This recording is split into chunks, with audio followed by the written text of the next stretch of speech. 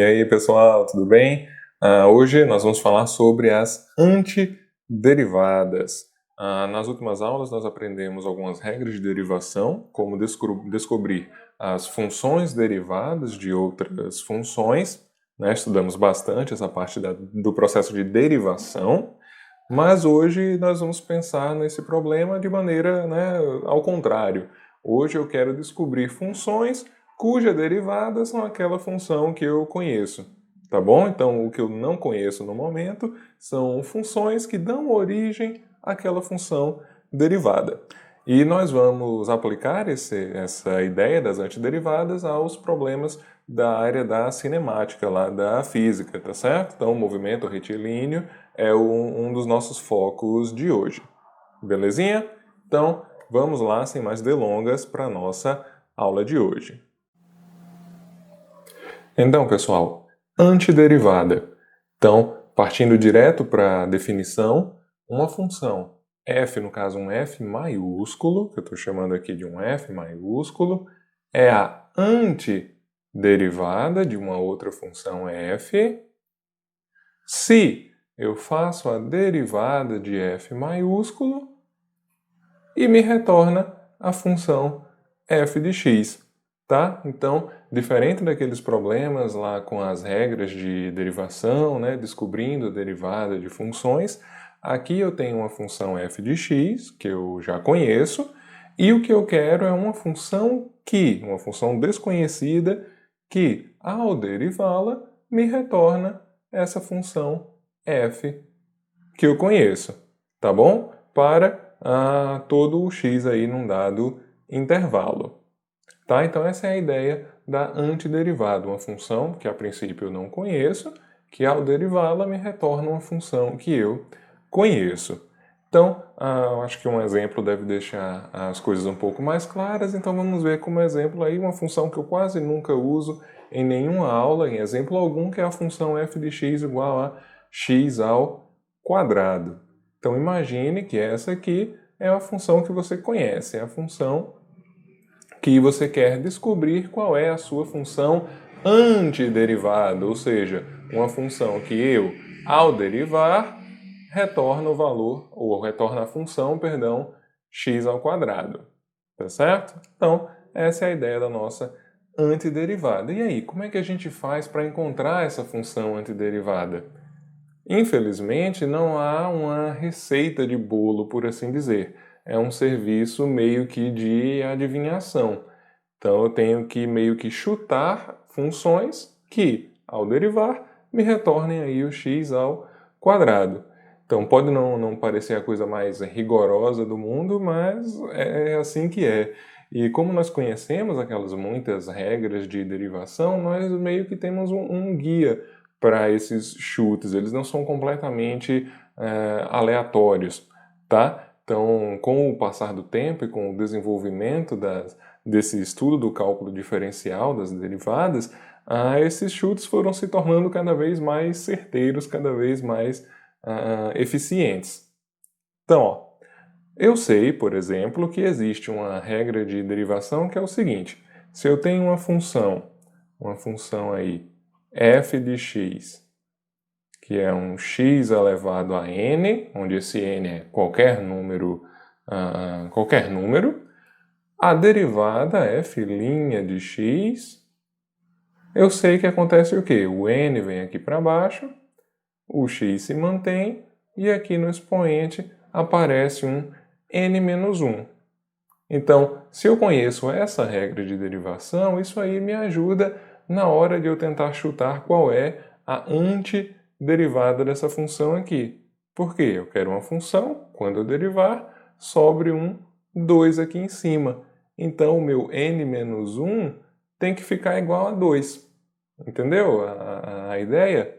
Então, olha só, eu vou chutar aqui uma primeira função.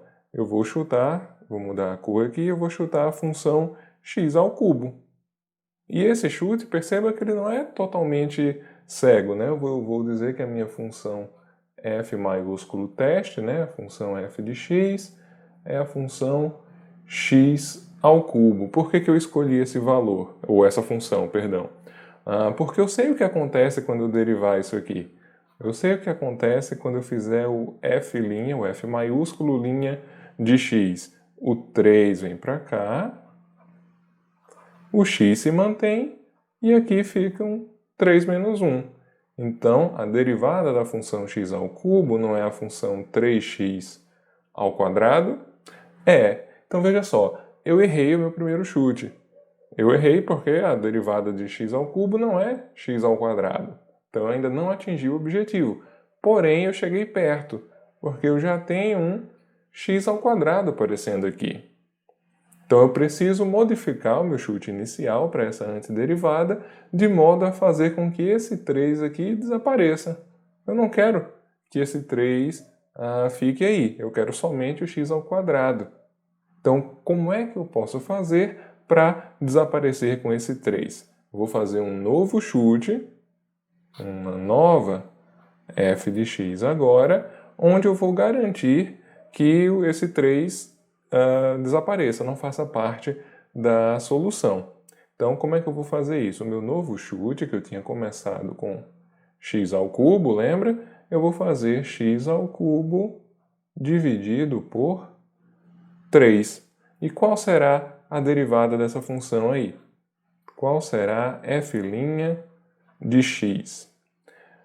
1 sobre 3, que está aqui, é uma constante, pode sair, é 1/3. E a gente vai derivar o x ao cubo. Tá? Então, 1/3, derivada de x ao cubo, a gente acabou de ver, 3x ao quadrado. Então, ó, 3 dividido por 3 dá 1. Então, agora eu tenho que f' de x foi exatamente igual a x ao quadrado, como eu queria aqui no início. Tá vendo? Esse era o meu objetivo. Uma função que, quando eu derivasse, a sua função derivada fosse a x ao quadrado.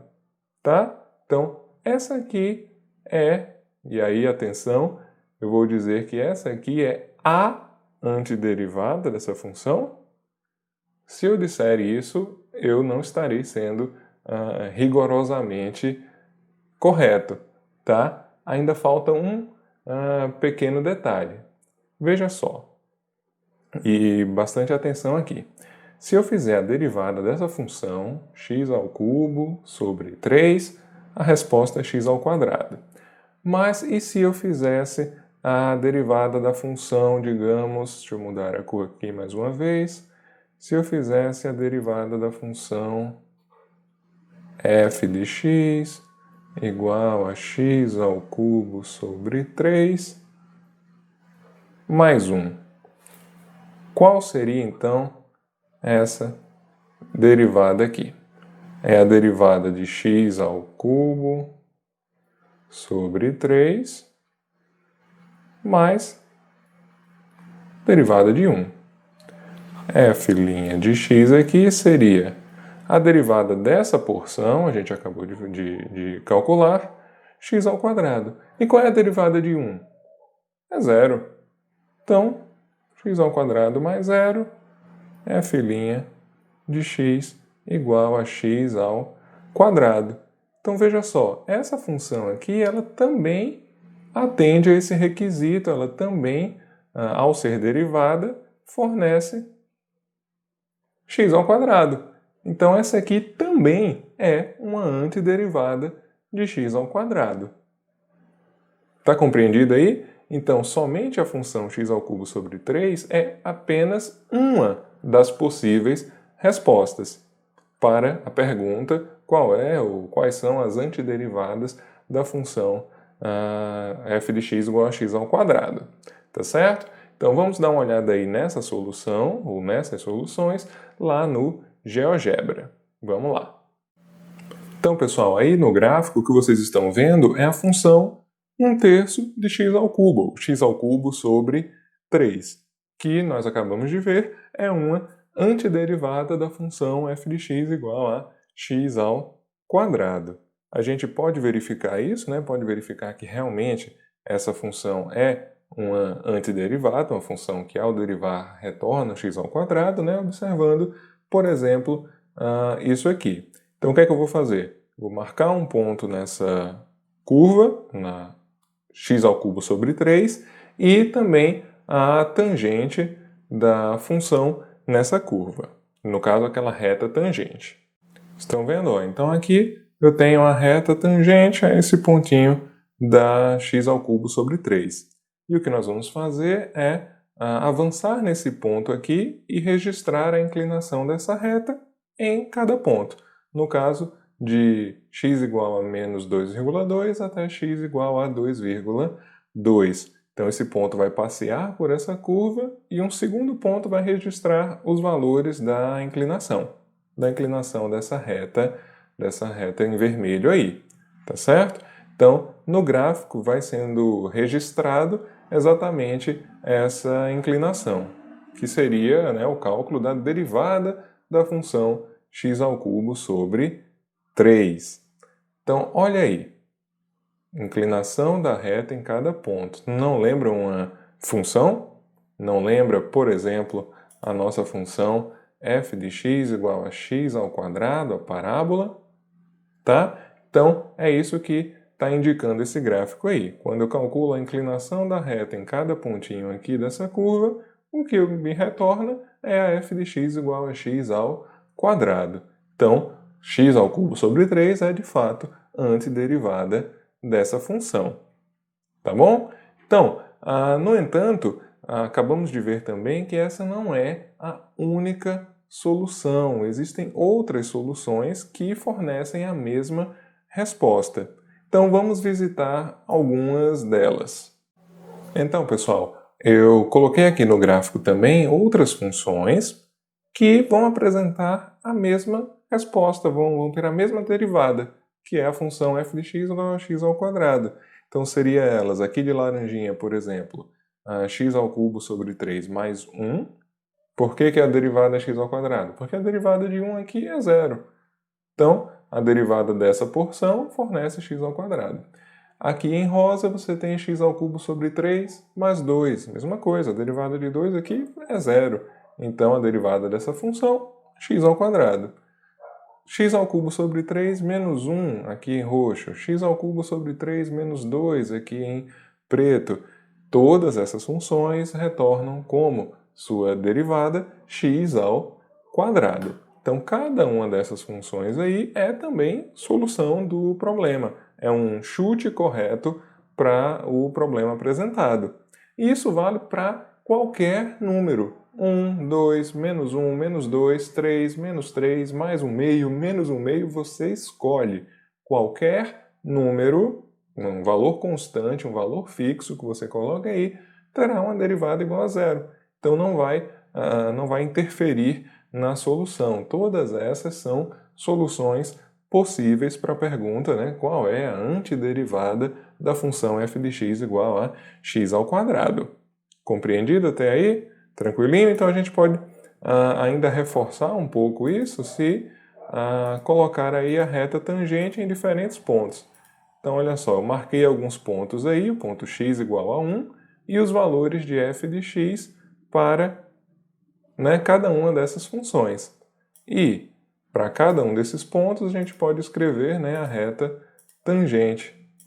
A reta tangente aí.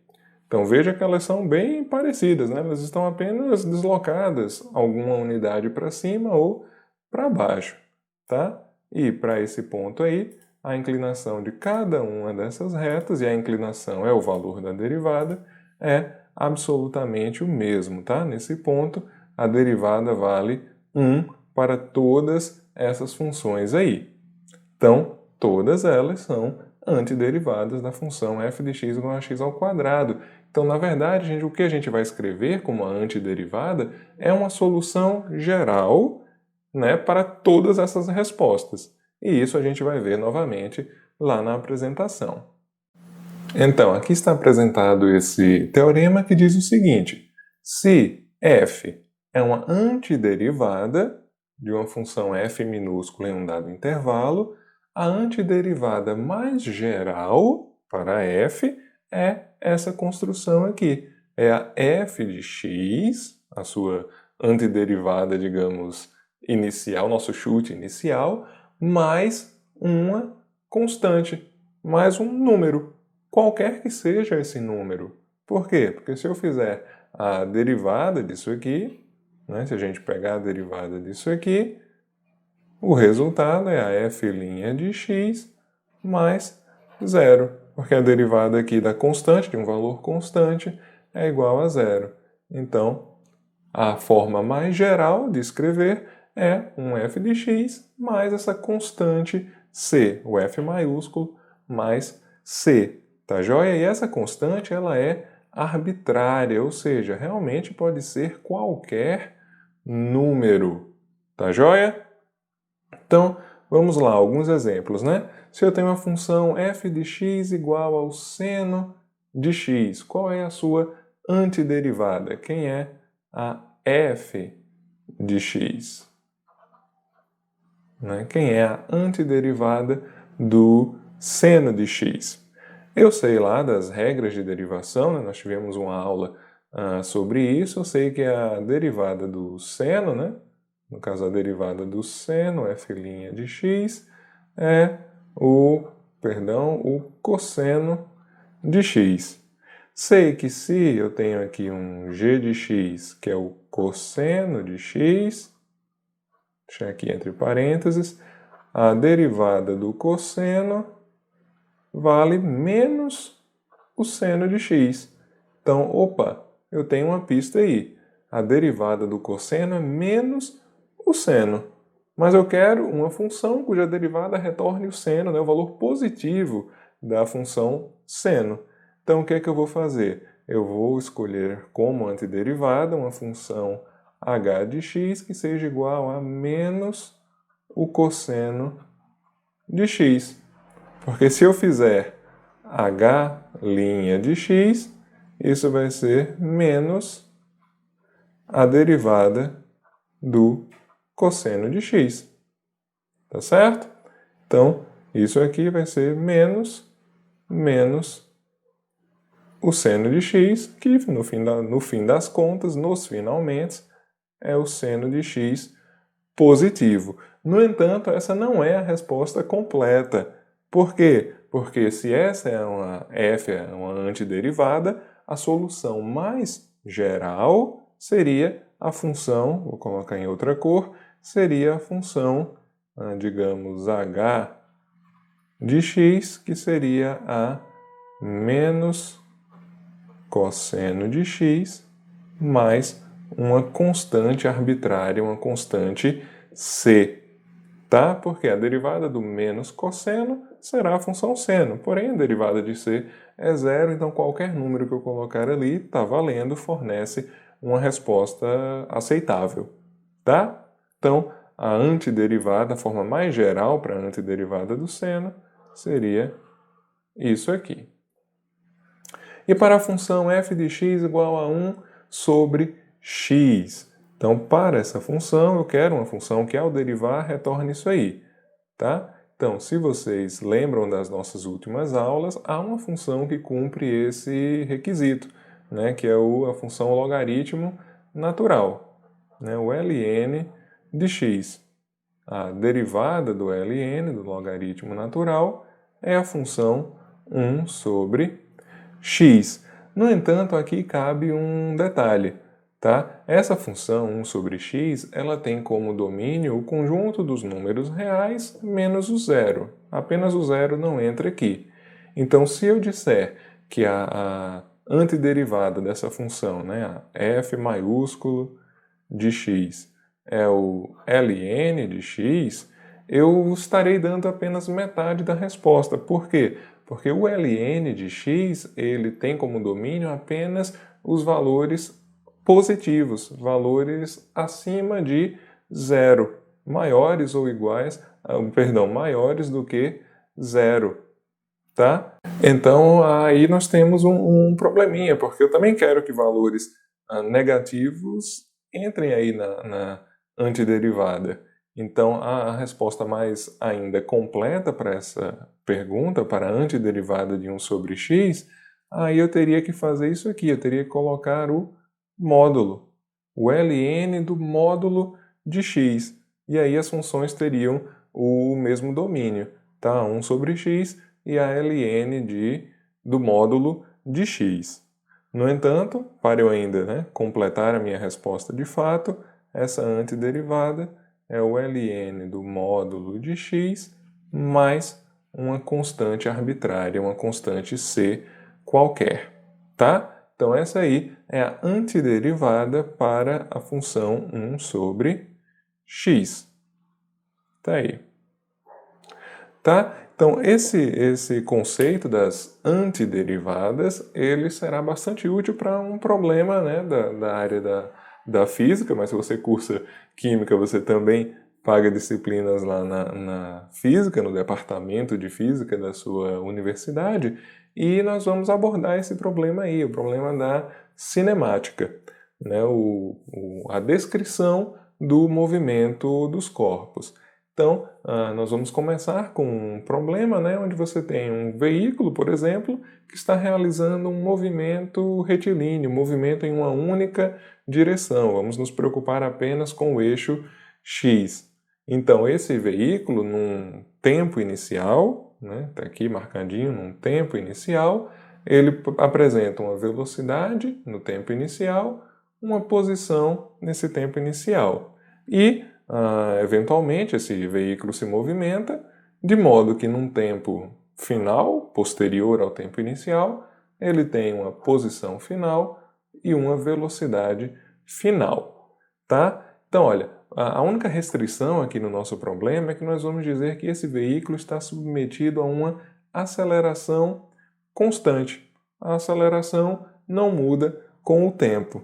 E esse é um problema de especial interesse em física, né? Porque, em geral, se estuda bastante corpos submetidos, por exemplo, à aceleração da gravidade na superfície da Terra ou próximo à superfície da Terra. E é uma aceleração constante, né? A aceleração da gravidade considera-se constante aqui pela superfície da Terra, né? E ao invés de chamar de a gente chama de G, ok?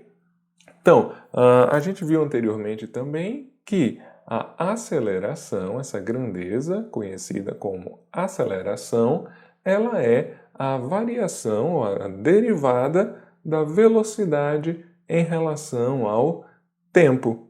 E o que é que eu quero retirar de informação daí? Veja só, a aceleração é definida como uma derivada da velocidade em relação ao tempo. Então, será que eu consigo encontrar uma função v de t?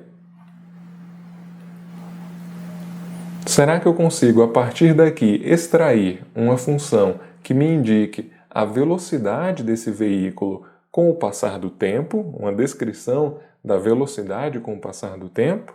Então, veja só, essa pergunta aí ora, me dê a antiderivada da aceleração.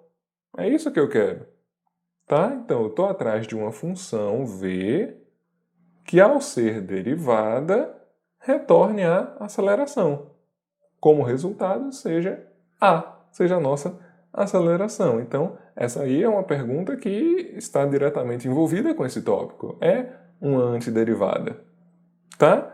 Então, encontrar v de t significa encontrar uma antiderivada aqui para a aceleração. E é o que nós vamos tentar fazer agora. Então, novamente, qual é a pergunta? Eu quero uma função que, quando eu derivar, me retorne a. Só que esse a, nossa aceleração, é um valor constante. Então, que função deve ser esse v de t que, quando eu derivo, retorna somente um número qualquer, o número a. Então, a gente tem que fazer alguns chutes, né? A gente tem que chutar aí. Seria, por exemplo, será que v é igual a t ao quadrado, por exemplo?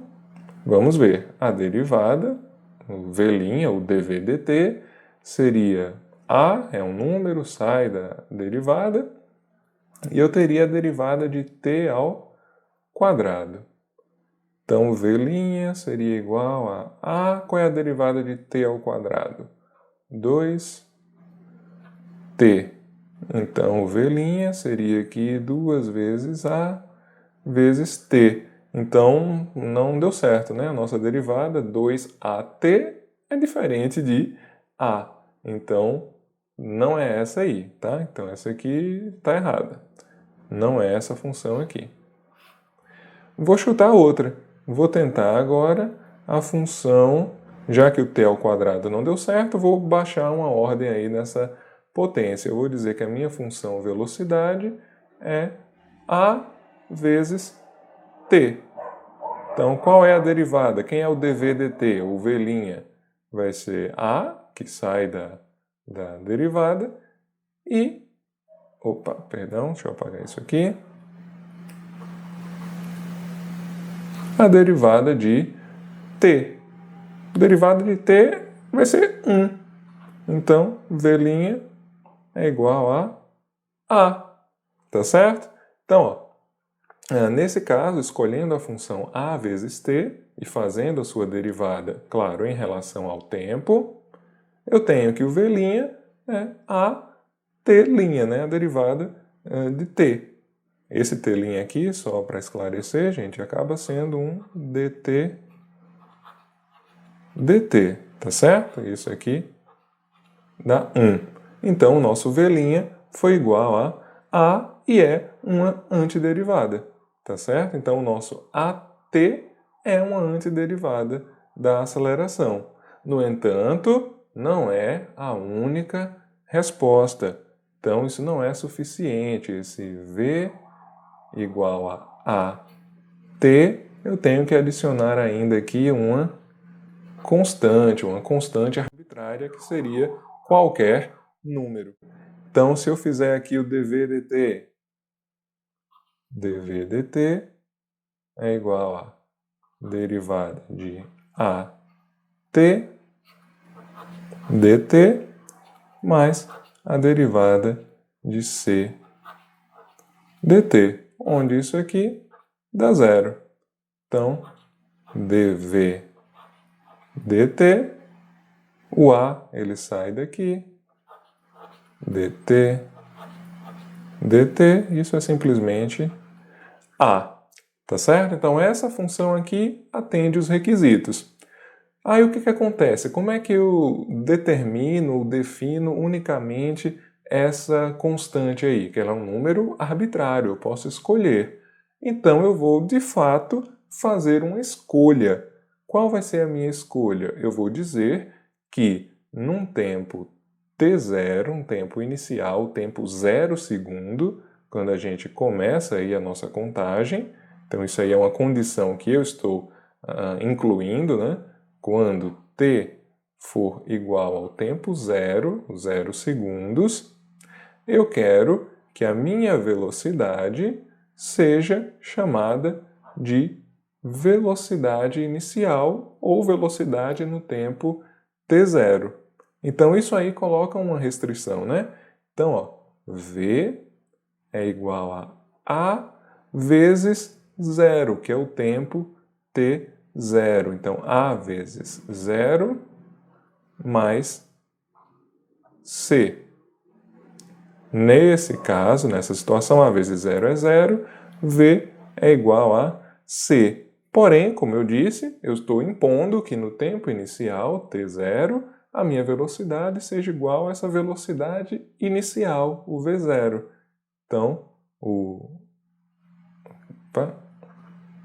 Então, a minha velocidade passa a ser o v0, que é igual ao nosso c.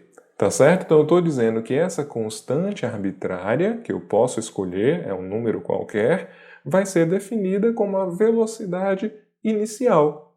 Tá bom? Então, no fim das contas, a resposta completa para o nosso problema é que a velocidade em função do tempo ela é igual a aceleração, vezes o tempo, mais a velocidade inicial, ou velocidade no tempo t0, tá? Então, essa aqui é a equação que descreve a velocidade desse veículo, aí, a velocidade desse carro, com o passar do tempo, sabendo que ele está submetido a uma aceleração constante.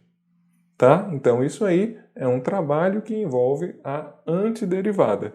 Escolher corretamente a antiderivada, lembrar que há uma constante arbitrária e que eu posso determinar essa constante arbitrária partindo de alguma condição aí de contorno do meu problema, de alguma restrição do meu problema. No caso, a restrição que eu impus foi essa. Num tempo t0, eu quero que a velocidade seja igual à velocidade inicial do veículo, tá? Então, se o seu carro estava parado, por exemplo, num tempo t0, sua velocidade inicial seria 0, tá? Então, seria a sua restrição. Tá entendido? Então, beleza, vamos em frente. Eita, o meu gráfico está bem escondido aqui. Então, isso é apenas para esse gráfico, né? Ele está aí para mostrar algumas das antiderivadas. Né? A velocidade em função do tempo igual a vezes t, é aquela primeira solução que a gente encontra, porém, qualquer constante que eu adiciono aqui também fornece a mesma inclinação da reta, é uma antiderivada. Então, eu afirmo que esse valor aqui está relacionado com a velocidade inicial daquele veículo, por exemplo. Tá? Belezinha? Então, vamos em frente porque o nosso problema não acabou. Aqui nós determinamos a velocidade com o passar do tempo. Então, a gente pode fazer ainda um pouco mais. Então, num tempo inicial, aquele veículo ele está numa velocidade inicial, mas também numa posição inicial. E num dado tempo final, ele estará numa posição final também. A velocidade, por sua vez, a gente viu nas aulas anteriores, foi algo que a gente praticamente definiu a derivada em cima disso, né? Que a velocidade é a derivada da posição com o passar do tempo, ou com a posição em relação ao tempo. Então, nós nos deparamos com um problema muito parecido com o anterior. Então, a posição é uma antiderivada aqui da velocidade. Eu quero uma função x de t que, ao ser derivada, né, ao submeter a derivação, retorne a velocidade. No entanto, a velocidade a gente acabou de calcular, acabou de descobrir uma forma para ela. É um v0 mais at, onde esse a é a aceleração, e estamos considerando aqui a aceleração constante. Então agora eu quero uma função x de t, uma função x aí, que ao derivar forneça essa expressão, um v0 mais at. E aí, quais chutes nós podemos realizar aí? Vamos pensar em alguns. Olha, primeira coisa, tem um valor que é constante aqui, que é o v0. Tá? Como a aceleração anteriormente. Então eu tenho um v0. Então, para começo de conversa, eu vou chutar uma função aqui, x de t, que envolva o termo v0t. Porque quando eu fizer a derivada em relação ao tempo, esse tzinho aqui vai desaparecer, vai ficar somente o v0. Mas isso não é o suficiente, eu preciso de mais. Preciso de mais para dar conta desse termo aqui. Então, eu vou colocar aqui a aceleração, e como eu tenho t elevado a 1, eu vou colocar um t ao quadrado aqui. Tá? E vamos derivar essa expressão e ver o que acontece. O que acontece se eu fizer aqui o x' de t? Fizer a derivada ou dx dt, né? Eu tenho v0, derivada de t, mais a aceleração, derivada de t ao quadrado. X' de t será v0, porque essa derivada em relação ao tempo dá 1, mais a vezes derivada de t ao quadrado, 2t. Então, olha, não deu certo. Não deu certo porque aqui eu tenho somente a vezes t, enquanto aqui aparece a vezes 2t. Então eu tenho que mexer ainda um pouquinho na minha função. Esse 2 ele tem que desaparecer. Então, para fazer isso, eu vou chutar uma nova função. Vou usar um outro chute inicial, né? Que é uma função x de t igual a v0t mais a t ao quadrado agora sobre 2. Por que isso? Vamos lá. Vamos fazer o nosso dx dt. Mudando a nomenclatura aqui, mas é a mesma coisa, tá? O x', o dx dt aqui são equivalentes. Isso aí é v0 dt dt mais aceleração dividido por 2 dt ao quadrado dt. Então, nosso dx dt, nossa derivada aqui, é o v0, porque dt, isso aqui dá 1, mais a ao quadrado vezes a derivada de t ao quadrado, 2t. Então, veja aqui agora, 2 dividido por 2, isso aí dá 1, e a nossa derivada resulta em v0 mais at, como era o que nós desejávamos aqui no início. Então, essa aqui é uma antiderivada que nós estávamos buscando. No entanto, não é a única. A gente pode ainda, e deve, na verdade, adicionar aí uma constante arbitrária. Então, nossa solução mais geral vai ter essa forma aqui. O v0t mais a sobre 2t ao quadrado mais uma constante arbitrária c. Porque a derivada desse c vai ser sempre igual a zero. E aí eu volto àquela questão da restrição do problema, ou de alguma condição aí chamada condição de contorno, ou condição inicial do problema. Então o que é que eu vou dizer? Eu quero que no tempo t igual a zero, quando t for zero, a minha posição, x de t, seja igual à posição inicial, 1x, 0. Então, para o tempo t igual a 0, o x de t é o x0. Então, isso aqui é v0 vezes 0, mais a sobre 2, 0 ao quadrado, mais c. Então, 0, 0. Então, x0 igual a c, a minha constante arbitrária aí. Esse x0 ficou bem feinho. Nossa constante arbitrária é a posição inicial daquele objeto. Tá certo? Então, qual é aí a antiderivada, ou qual é a posição com o passar do tempo para esse veículo aí? Vou ter que escrever lá em cima que eu já ocupei todo o quadro. Então, a equação que descreve a posição do objeto é essa. É a posição inicial mais a velocidade inicial vezes o tempo mais a aceleração dividido por 2 vezes t ao quadrado.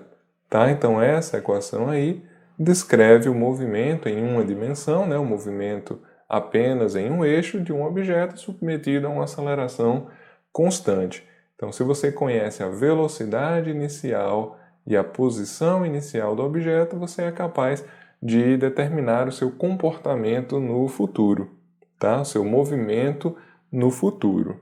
Tá joia? Então, essa aí é uma aplicação direta, né, do conceito das antiderivadas. Estou apagando aqui para a gente poder ver o gráfico das antiderivadas, no caso para a posição. Tá? Então, todas essas funções aí, elas são resposta para o problema, né? E a restrição, a condição de contorno do seu problema é que vai indicar quem é aquela constante arbitrária. Tá certo? Mas todas elas são respostas para esse problema. Tá joinha? Tranquilo até aí? Então, essa parte de antiderivadas, encontra uma aplicação muito rápida e muito direta no seu curso de física. Normalmente é a primeira coisa que a gente estuda lá nos cursos de física geral, né? Então, bom, o que é que nós vimos aqui? A aceleração desse corpo ela era constante, e a partir daí, usando a ideia das antiderivadas, nós encontramos uma expressão para a velocidade e, na sequência, uma expressão para a posição. E essa condição da aceleração constante ela é muito comum no estudo desse tipo de problema, né? Os corpos que caem, né? Os corpos submetidos à ação da aceleração da gravidade, ou da força gravitacional. Então, num corpo que cai, né, essa aceleração constante, a gente diz que é de menos 9,8 metros por segundo ao quadrado. Por que esse menos, né? Porque, em geral, a gente assume que a superfície da Terra seria o nosso zero, né, na questão posição, a posição zero, e o sentido para cima, né, o eixo positivo aqui, o eixo para cima é o positivo. No entanto, a força gravitacional, né, ela atua no sentido para o centro da Terra, né? Então, a força gravitacional ela aponta para o centro, enquanto o eixo positivo a gente costuma associar com a direção, né, apontando para cima aí. No caso, o x positivo seria nessa direção, enquanto a força gravitacional e a aceleração gravitacional atuam em sentido contrário. Então, daí esse menos, tá? Então, a aceleração tendo esse valor, nossa velocidade passa a ter essa forma aí, v0 menos 9,8t, e a posição, a equação que descreve a posição, né, aproximadamente 9,8 da gravidade dividido por 2, tá certo? Então essas expressões aqui descrevem o movimento de corpos que estão submetidos a apenas a força da gravidade, a aceleração gravitacional. E aí eu tenho esse exercíciozinho aí que diz o seguinte: ao lançar verticalmente, né, joguei para cima uma bola de tênis de uma altura inicial de 25 metros e velocidade inicial de 5 metros por segundo, qual será a altura máxima atingida pela bola? Tá? Então, o quão alto essa bola alcança, né, se eu jogo ela com essa velocidade inicial e desse ponto inicial aí.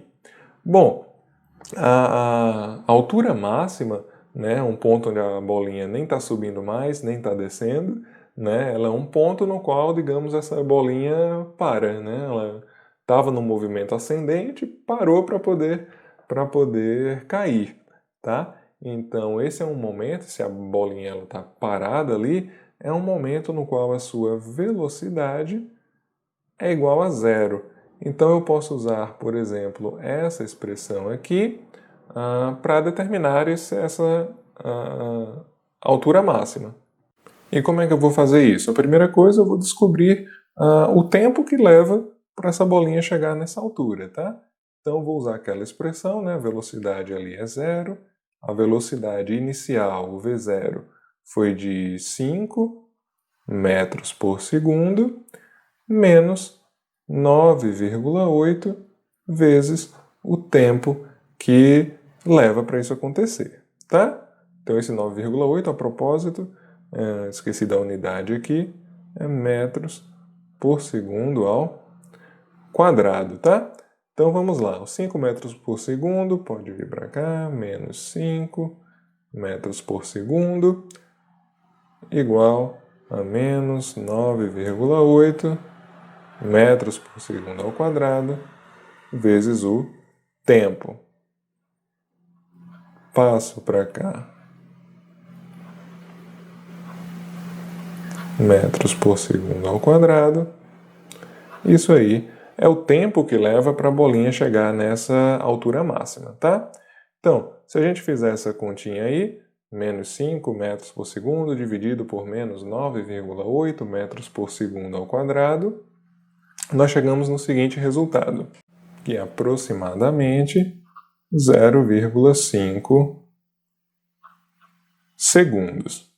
Tá? Então, aproximadamente meio segundo, a bolinha chega na altura máxima. Tá? Então, nós vamos agora descobrir qual é essa altura máxima. E para isso nós vamos usar essa expressão aqui, que relaciona a posição com o tempo, tá? Então, a posição, essa altura máxima, é igual a posição inicial, né, que foi de 25 metros, mais velocidade inicial, 5 metros por segundo, vezes o tempo, 0,5 segundos, menos 4,9 vezes 0,5 ao quadrado, tá? Segundo com segundo, opa, eu não estou amigo das unidades hoje. Metros por segundo ao quadrado vezes 0,5 segundos ao quadrado. Então vamos lá. Isso aqui é 25 metros mais 5 vezes 0,25, 2,5 metros, menos, aqui eu tenho o quê? 4,9, segundo ao quadrado com segundo ao quadrado vai embora, né? Vezes 0,25 metros, tá?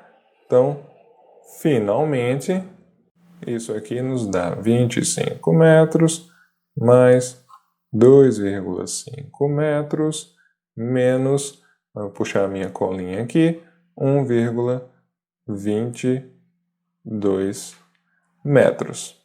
Então a nossa posição aí, onde a bolinha chega na altura mais alta, é de 26,3 metros aproximadamente. Tá certo?